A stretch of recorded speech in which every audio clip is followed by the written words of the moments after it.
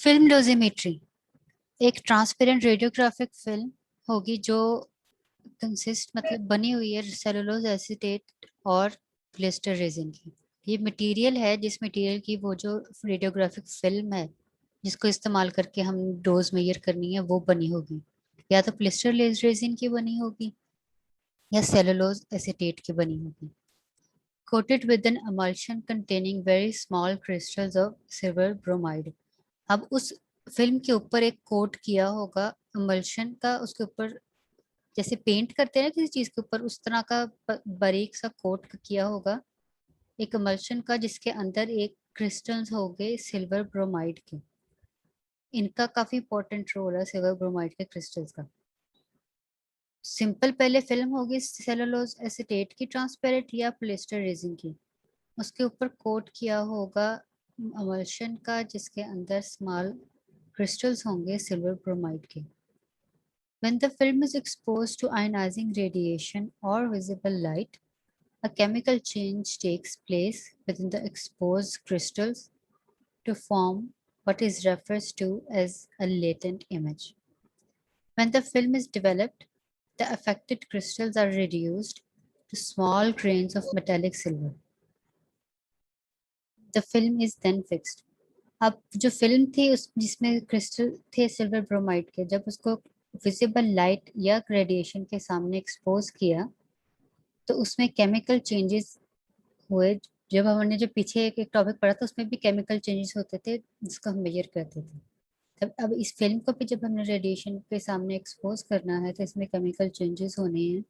और जो अब वो फिल्म थी हमारे पास रेडियोग्राफिक फिल्म, उसके ऊपर एक इमेज बनेगी। क्रिस्टल्स जब एक्सपोज होंगे जिसमें आपने क्रिस्टल्स डाले हुए थे, उन क्रिस्टल्स की वजह से एक इमेज डेवलप होगा उसके ऊपर। रैंडम इमेज हो जाएगा, वो डिपेंड करेगा कितनी रेडिएशन की इंटेंसिटी है या कोटिंग कैसी है आपकी फिल्म की, वो उस पर डिपेंड करेगा। तो कोई लेटेंट इमेज बन जाएगा।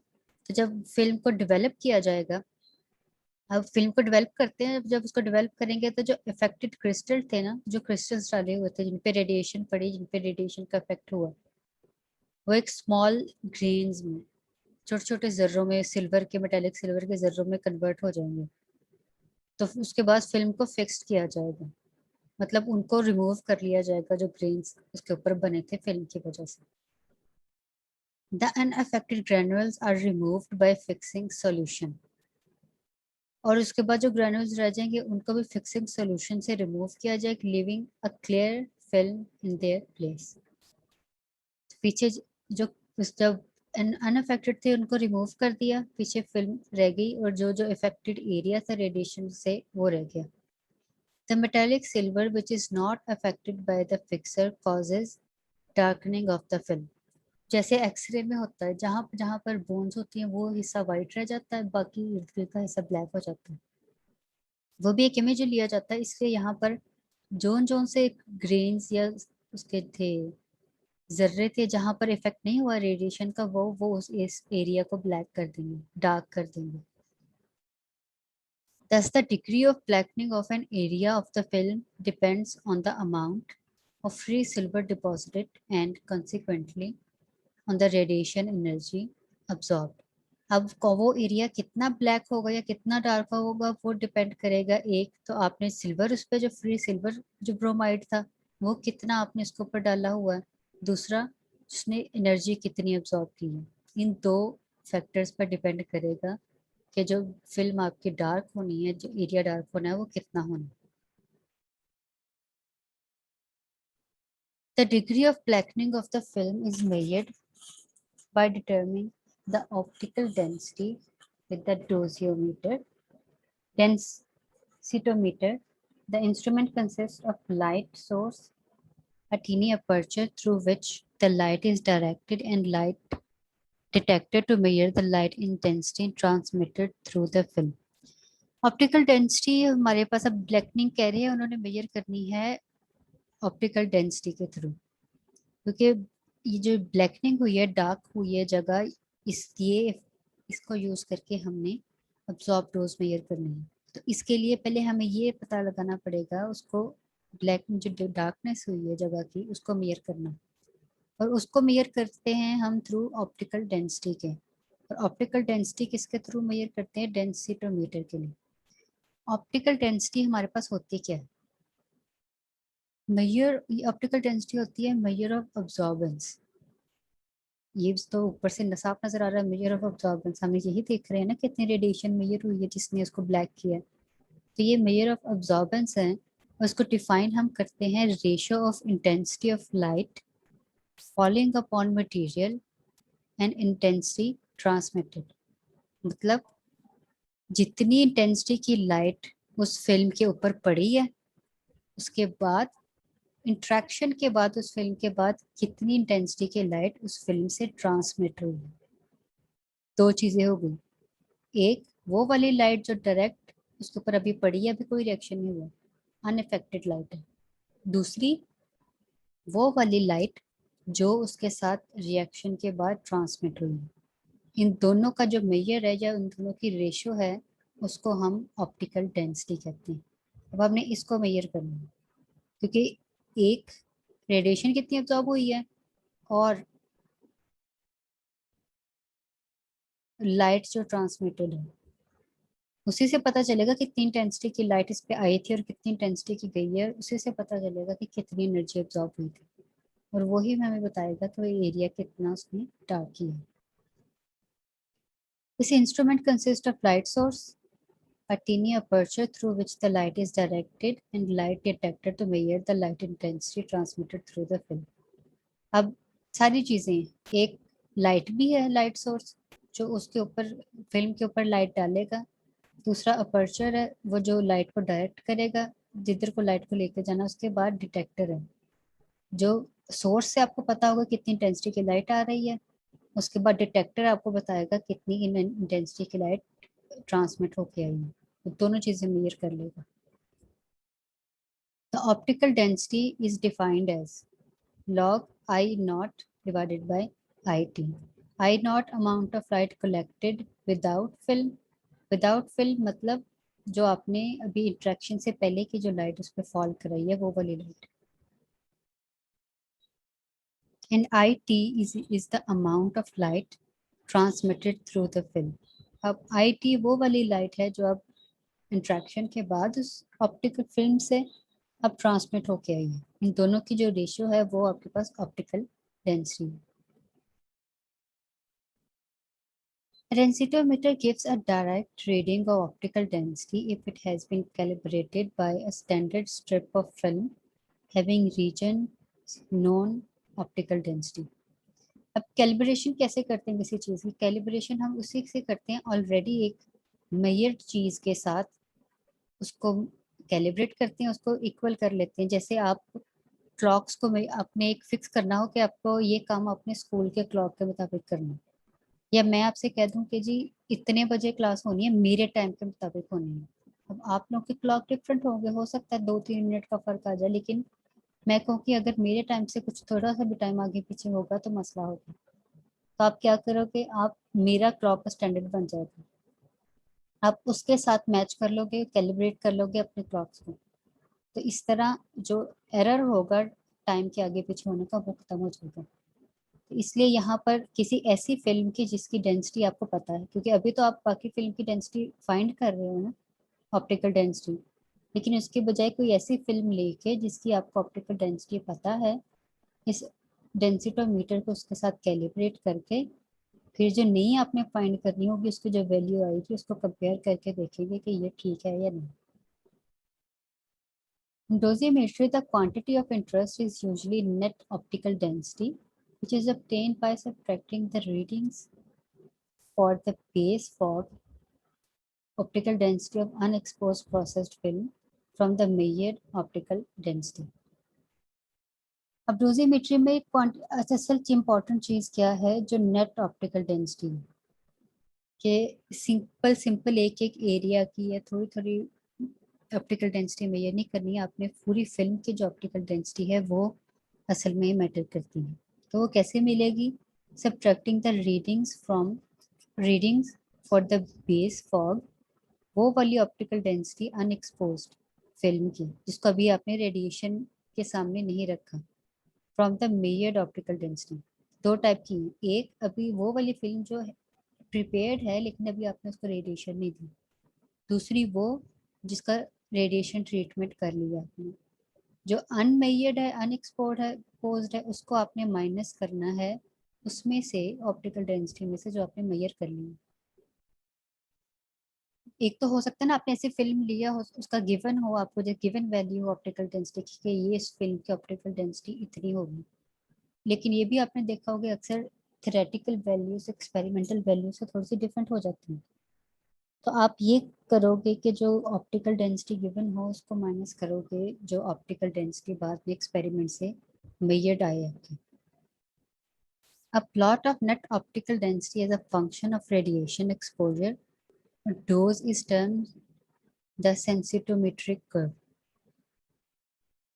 और HD कर्व।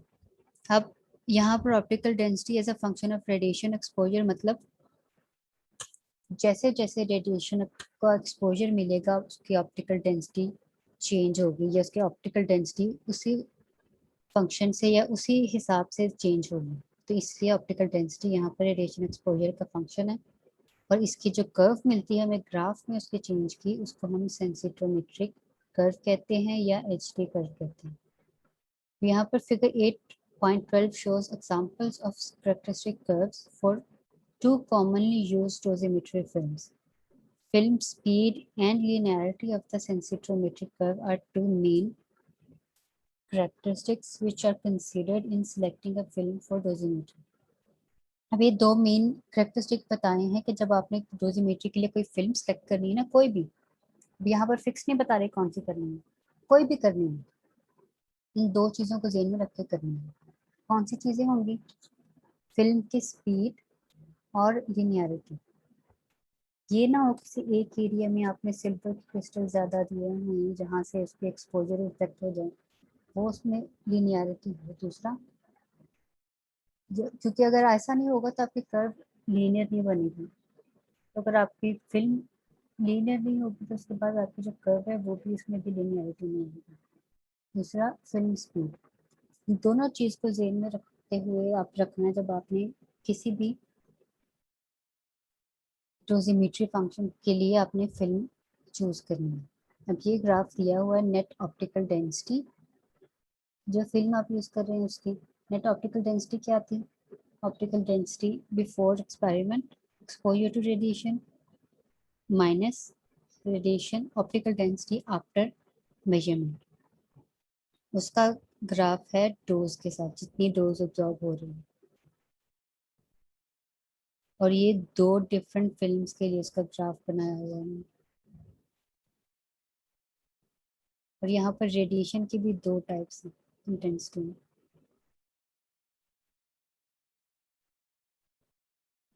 कोडाक, ये देखिए दो कोडाक के दो, ये आपने सुना ही होगा नाम इसका, जब आप कैमरा में भी फिल्म्स यूज होती हैं। कोडाक की दो फिल्म्स यूज की हुई हैं, उनकी दो टाइप्स हैं। डिफरेंट रेडिएशन के लिए उनकी कर्व्स दिखाई हुई है कि कौन सी फिल्म रेडिएशन को कैसे इफेक्ट करेगी।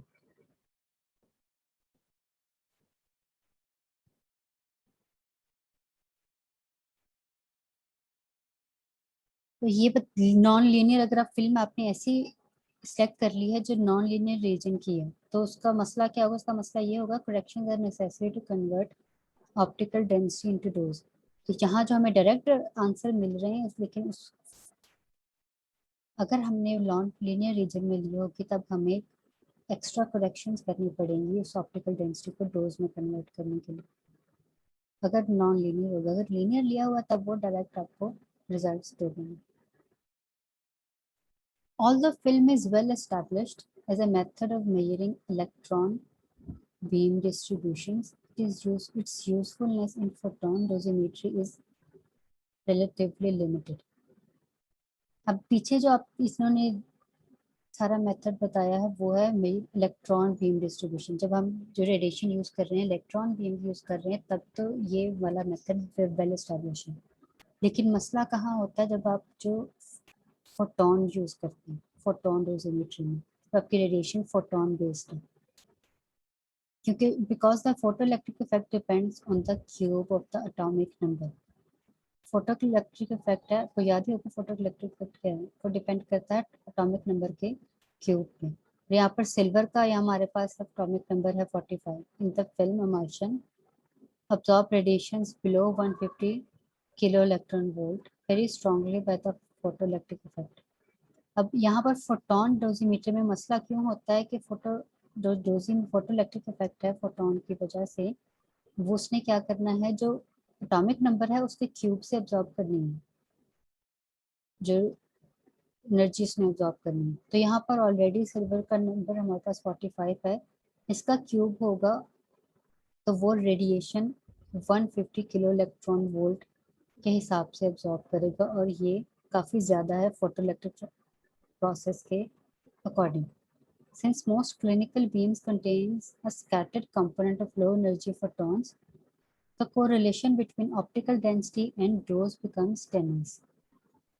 अब ये पहले एक रीजन बताया है कि फोटोइलेक्ट्रिक इफेक्ट Z क्यूब से अब्जॉर्ब करता है, दूसरा ये रीजन बता रहे हैं कि ये यूजफुल क्यों नहीं है फोटॉन्स के केस में। एक ये Z क्यूब से अब्जॉर्ब करेगा, दूसरा मसला ये है कि जो क्लिनिकल बीम्स होती हैं, जो आम नॉर्मल क्लिनिक्स में यूज होती हैं, उनमें जो बीम यूज की जाती है फोटोन की, उसमें काफी ज्यादा नॉर्मल फोटॉन्स के अलावा स्कैटर्ड लो एनर्जी फोटॉन्स भी होती हैं। तो अगर लो एनर्जी फोटॉन्स हैं, उनका जो ऑप्टिकल डेंसिटी है लो एनर्जी होने की वजह से कोरिलेशन नहीं बनेगा, जिसकी टेनुअस बिकम्स टेनुअस मतलब वीक, उनका जो कोरिलेशन वीक हो जाएगा। इसलिए जो हमारे पास ऑप्टिकल डेंसिटी फंक्शन है अब्जॉर्ब डोज की, तो अगर हमारे पास आगे लो एनर्जी फोटॉन्स आ रहे हैं तो वो फंक्शन डिस्टर्ब हो जाएगा, वो उनका कोरिलेशन डिस्टर्ब हो जाएगा, जो आगे जाके हमें उसके जो ऑप्टिकल डेंसिटी के ग्राफ में मसला करेगा। ये दूसरा रीज़न हो गया कि फोटोन वाली रेडिएशन में ये वाला प्रोसेस क्यों नहीं अच्छा। In addition film suffers from several potential errors such as changes in processing conditions, interfilm emulsion differences, and artifacts caused by air pockets adjacent to the film। अब ये तीन रीजंस और दिए हैं। एक, film suffers from several potential errors, कौन से, change in processing condition. अब डिफरेंट जगह पे ये यूज़ हो रहा है, इसकी प्रोसेसिंग डिफरेंट हो सकती है, इसके डेवलपिंग कुछ लोग डिफरेंट कर सकते हैं, तो इससे ये चेंजेस में प्रोसेस के में चेंजेस आ जाते हैं। दूसरा, इसमें जो इमल्शन यूज होती है इंटरफिल्म, एक फिल्म से दूसरी फिल्म जो इमल्शन यूज कर रहे हैं, इमल्शन में क्या कर रहे थे, इमल्शन में उसके ऊपर सिल्वर ब्रोमाइड के क्रिस्टल्स अटैच कर रहे थे, उसमें डिफरेंसेस आ सकते हैं। और दूसरा, यहाँ पर फिल्म, इसके इर्द गिर्द एयर पॉकेट्स यूज होती हैं इसको सेफ रखने के लिए, तो उन एयर पॉकेट्स की वजह से, उनके अंदर इम्प्योरिटीज की वजह से भी इसकी रीडिंग्स में इफेक्ट आ सकता है। इसकी एक इस वजह से भी ये वाला जो मेथड है डोजीमेट्री का, ये इतना प्रैक्टिकल नहीं है। However, it is very useful for checking radiation fields, light field coincidence, field flatness, and symmetry, and obtaining good quality patterns of radiation distribution। अब बेशक डोज अब्जॉर्बेंस की मेजरमेंट के लिए ठीक नहीं है, लेकिन अब इसको किन चीज़ों के लिए भी यूज़ किया जा सकता है। बेशक डोज अब्जॉर्ब से इतना ना पता चले, लेकिन रेडिएशन फील्ड्स हमारे पास क्या है, उसके बाद जो लाइट हमारे पास आप उसके ऊपर इंसिडेंट करवाने के लिए यूज़ कर रहे हैं, उसकी फील्ड, इन चीज़ों को मेजर करने के लिए भी ये अच्छा है। लेकिन जब आपने जाना है डोज अब्जॉर्बेंस पे, उसके लिए ऊपर जितने रीजंस बताए हैं, उन रीजंस की वजह से फोटोन रेडिएशन बेस्ड रेडिएशन इस प्रोसेस के अच्छी नहीं है। लेकिन अगर आप इलेक्ट्रॉन बीम यूज़ कर रहे हैं, उसके लिए काफ़ी प्रैक्टिकल ऑपरेटर्स हैं। In mega voltage range of photon energies, however, film has been used to measure isotope colors with acceptable accuracy plus minus 3%। अब ये एक्सेप्शनल केस दिया है कि अगर हम पीछे ये पॉइंट देखा था ना आपने कि फोटॉन्स की लो एनर्जीज की वजह से, लो एनर्जी स्कैटर्ड फोटॉन्स की वजह से जो ऑप्टिकल डेंसिटी के दरमियान उसका फंक्शन है वो डिस्टर्ब होता है। लेकिन जब मेगा वोल्टेज रेंज के फोटॉन्स पे, एक सेकंड, अच्छा अब लगाइए sound. In the mega volt, अच्छा एक्सेप्शनल केस जो उसने बताया है कि जिसमें लो एनर्जी के अलावा हाई एनर्जी के फोटॉन्स यूज करके एक आइसोटोप कर्व्स मेजर की हैं एक फिल्म की, जो एक्यूरेसी उन्होंने हमें दी है +-3। ये सिर्फ उस केस में जब हाई एनर्जी फोटॉन्स की हैं, लेकिन जो और ये high energy photons normally clinic level पे तो नहीं मिल सकते, इसलिए ऊपर क्लिनिक लेवल पे यूज होने वाले फिल्म डोजीमेट्री का जो मेथड है उसके लिए कहा है कि जो फोटॉन एक्सेप्टेबल नहीं है। लेकिन अगर आप इंडस्ट्रियल लेवल पे जाएं, हाई लेवल पे जाएं, उनके पास तो पॉसिबिलिटीज होती हैं कि वो हाई एनर्जी के फोटॉन्स प्रोड्यूस करके यूज कर सकें, क्लिनिक लेवल पे नहीं होती। One of the techniques consists of exposing the film pack tightly in a polystyrene phantom parallel to the central axis of the beam. अब ये एक टेक्निक डिफरेंट बता रहे हैं कि आपने जो फिल्म है उसको टाइटली पैक्ड है पोलिस्टीरीन फैंटम में और पैरेलल है central axis to the beam. इसको एक्सपोज करना, the film edge is carefully aligned with the phantom surface and air pockets between the film surface and the surrounding jackets are removed by punching holes near the corners। अब ये थोड़ी सी जो ऊपर system था उसको major करने का उसमें चेंजिंग की है। एक तो प्रॉब्लम इसकी खत्म की एनर्जी वाली फोटोन्स की, दूसरा एक और तरीका इन्होंने ट्राई किया जिसमें ऊपर ये बताया था कि एयर पॉकेट्स की वजह से, इसके कंटेमिनेशन की वजह से भी जो अब्जॉर्ब उसकी ऑप्टिकल डेंसिटी है उसमें इफेक्ट आता है। तब यहाँ पर क्या डिफरेंट वेरिएशन ट्राई किए कि जो एयर पॉकेट्स थी उनको रिमूव कर दिए। Optical densities are correlated with dose by using a depth dependent sensitometric curve derived from known central axis depth dose data for a reference field such as 10 into 10 centimeter. The method is made practical by, यहाँ पर मैं next page की picture लगाना भूल गई तो वो मेरे पास है, practical by a computer controlled densitometer and computer program which performs the required isodensity to isodose curve conversion। यहाँ पर ये जो इसके लिए ऑप्टिकल डेंसिटी का कोरिलेशन डोज के साथ बनाना, जैसे ऊपर ये कर्व बनाई है अब्जॉर्ब डोज, ये अब्जॉर्ब डोज का और नेट ऑप्टिकल डेंसिटी का कोरिलेशन है। तो यहाँ पर ये कोरिलेशन कैसे बनाया गया, कंप्यूटर प्रोग्राम यूज करके, और उसको उनकी वैल्यूज को भी कंप्यूटर कंट्रोल कर रहा है, जैसे ये कंट्रोल करके साथ साथ उनका ग्राफ बनाया जा रहा है। तो सबसे क्लास गई।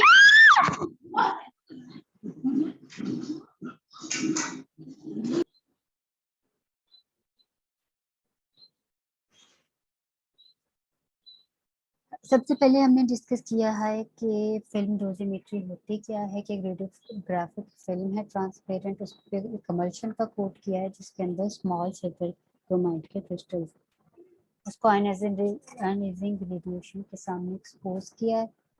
एक्सपोजर के बाद उसके कुछ जो क्रिस्टल थे वो ग्रेन्स में कन्वर्ट हो गए। हमने उसके बाद तो अनएक्सपोज क्रिस्टल्स थे उनको रिमूव करके फिल्म को क्लीन कर लिया, लेकिन जो अनएक्सपोज थे, जो क्रिस्टल जिन पर इफेक्ट नहीं हुआ, उनकी वजह से वो एरिया, उतना एरिया डार्क हो गया। अब वो जो डार्क हुआ है वो डिफाइन करेगा कि रेडिएशन कितनी ज़्यादा अब्जॉर्ब की है।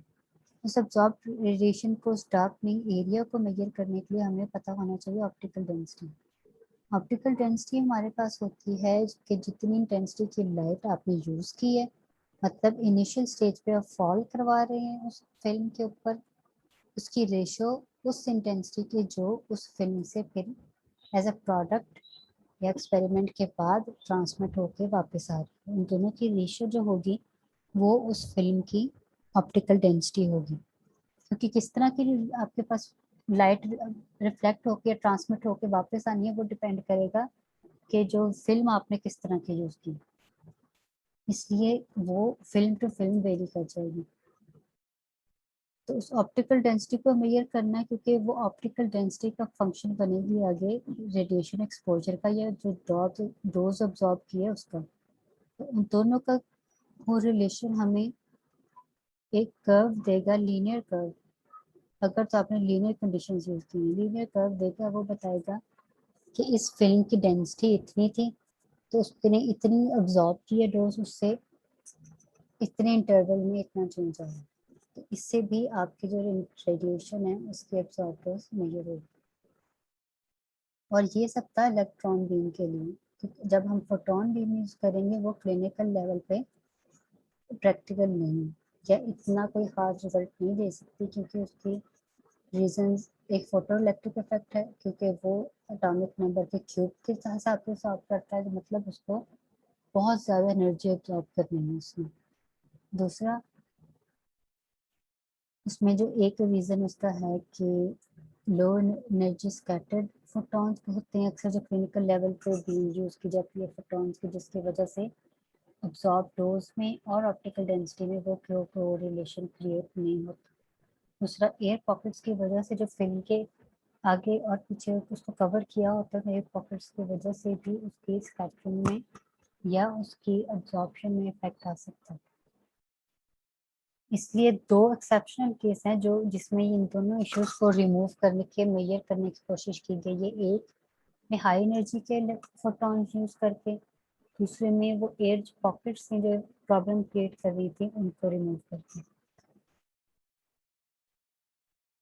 अब ये डोजीमेट्री के ये अब्जॉर्बर्स मेजर करने के हमने 3 मेथड देख लिए, लिक्विड में भी देख लिए, सॉलिड में भी देख लिए, और ये एक फोटोग्राफिक या रेडियोग्राफिक फिल्म्स में भी देख लिए।